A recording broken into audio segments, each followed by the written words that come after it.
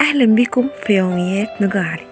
النهارده البرنامج بتاعنا قصه حدوته بتاعتنا عن زائد الستات. قصه حدوته عن زائد الستات من كام سنه، ايام ريا وسكينه، كمان الانجليز. الشارع ده مش هتلاقي فيه محل ايجار او محل كان اتاوه، تمام؟ هتلاقي كلهم اصحاب المحلات دي مورثينها عن جدودهم اللي كانوا بيبيعوا زمان المستلزمات دي، تمام؟ السوق ده او المكان ده هتلاقي فيه قماش بأسعار بتبدأ من 50 لحد 300.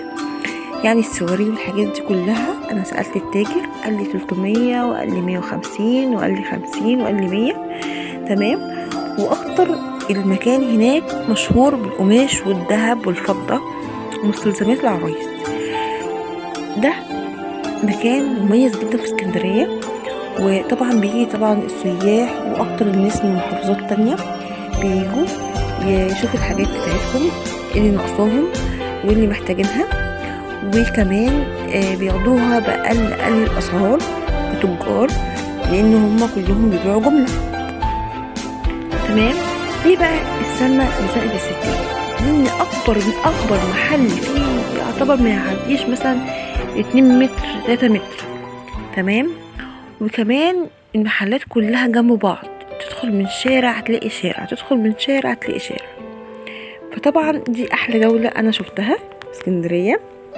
ان شاء الله اعمل لكم جولات تانية كتير باذن الله، واقول لكم اماكن تانية في اسكندرية مميزة جدا جدا جدا، وان شاء الله باذن الله اعمل لكم كمان جولات في اماكن تانية في مصر، بس يكون عندي الوقت واقول لكم برنامج القصة والحدوتة بتاعتي على القناة مميز ازاي، وانا بستمتع فعلا اما الاقي فيديوهات كده بتعجبكم. بس اوعوا تنسوا طبعا اللايك والاشتراك وتفعيل زر الجرس علشان انزل لكم كل شوية فيديوهات مختلفة عن بعضها وجولات تانية كتير.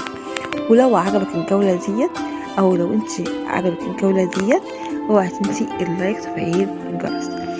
طبعا انا عاوز اقول لكم كمان اكتر حاجة لفتت نظري هناك التاجات بتاعت العرايس الهاند ميد، عجبني جدا جدا جدا. الورد انا بحب الورد جدا، وكمان عجبتني حاجات معينة كده تخص العرايس بأسعار رمزية مش مكلفة جدا، لان اكتر محلات زي ما قلت لكم بيبيع جملة وقطاعي.